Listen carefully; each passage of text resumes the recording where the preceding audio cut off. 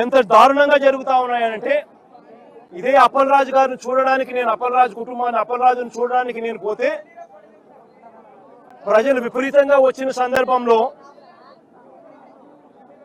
చింతాడ రవికుమార్ అని చెప్పి ఆముదాల వలస మా కోఆర్డినేటర్ బీసీ నాయకుడు, కాళింగ కులస్తుడు, బీసీ నాయకుడు. ఆయన లేడీ ఎస్ఐని చంపబోయాడంట. ఆయన లేడీ ఎస్ఐని అంతమంది జనాదుల మధ్య నన్ను రిసీవ్ చేసుకోవడానికి ఇంతమంది జనాదులు వచ్చిన పరిస్థితుల మధ్య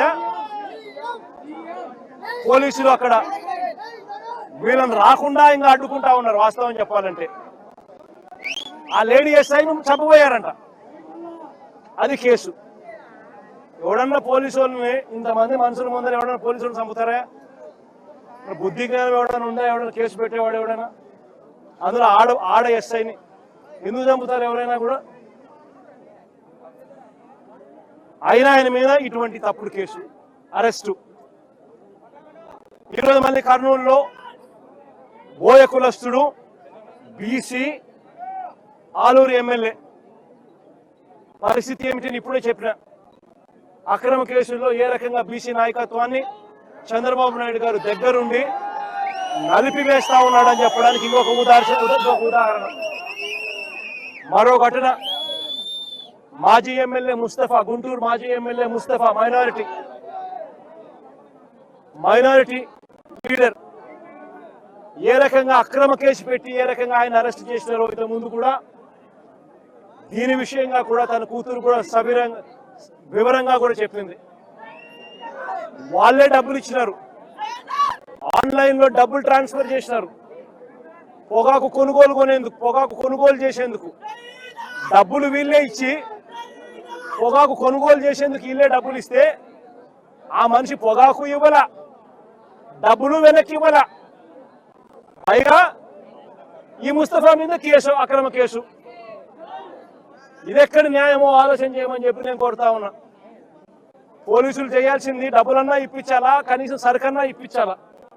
డబ్బులు ఇప్పించలేదు, సరుకు ఇప్పించలేదు, పైగా ముస్తఫా మీదనే కిడ్నాప్ కేసు. ఈయన స్వయంగా ఈ మనిషిని తీసుకొని పోయి పోలీసులకు ఈయన స్వయంగా అప్పచెప్పినాడు పోలీస్ స్టేషన్లో. అయినా ఈయన కిడ్నాప్ చేశాడని రివర్స్ ఈయన మీద కేసు. ముస్తఫా ఒక బీసీ మైనారిటీ నాయకుడు. మరో యాదవ నాయకుడు కారుమూరు సునీల్ మన పార్టీ తరఫున ఏలూరు ఎంపీగా తాను పోటీ చేశాడు. కారుమూరు సునీల్ అని చెప్పి బీసీ నాయకుడు, యాదవ కులస్తుడు. ఆయన మీద మరో అక్రమ కేసు. మా వాడు తప్పు చేస్తేనే నేను అరెస్ట్ చేశాను. గుంటూరులో తెలుగుదేశం కార్యకర్త ఒక ఆడబిడ్డను అవమానించాడని ఇమ్మీడియట్ గా అరెస్ట్ చేసి లోపల పెట్టిన ప్రభుత్వం ఈ ఎన్డీఏ ప్రభుత్వం అని చెప్పి కూడా నేను మీకు తెలియజేస్తున్నా. నేను అడుగుతున్నా, వెస్ట్ గోదావరిలో ఉండే మిమ్మల్ని అందరినీ, మా పోలీస్ ఆఫీసర్ శ్రీకాకుళంలో బందోబస్తుకి వెళ్ళింది. బందోబస్తుకి వెళ్తే ఎందుకు వెళ్ళారు ఈయన అడిగితే గొడ్డలి పార్టీ అధినేత వెళ్ళాడు. 6 గంటలు. నెక్స్ట్ డే ప్రధానమంత్రి వస్తున్నాడు. ప్రపంచం అంతా ఎదురు చూస్తూ ఉంది. అలాంటి ప్రతిష్టాత్మకమైన కార్యక్రమం రోడ్డు మీద వెళుతూ విన్యాసాలు చేస్తూ 7 గంటలు ఎక్కడికక్కడ రఫా అంటూ ఎన్ని అరాచకాలు చేసే పరిస్థితికి వచ్చారు. కడాన అక్కడ ఒక పోలీస్ ఆఫీసర్ ఉంటే ఆ అమ్మాయిని అందరూ ఇచ్చేసి వాడి మీద చేతులేసి అసభ్యంగా ప్రవర్తించారు, తొక్కి అసభ్యంగా ప్రవర్తించారు. ప్రజలను కాపాడవలసిన పోలీస్ ఆఫీసర్ పైనే ఇలాంటి అసభ్య ప్రవర్తన ఉంటే మా ఆడబిడ్డలకు ఎవరు రక్షణ ఇవ్వాలనో మీరే ఒక్కసారి ఆలోచించిన తమ్ముళ్ళని అడుగుతున్నా.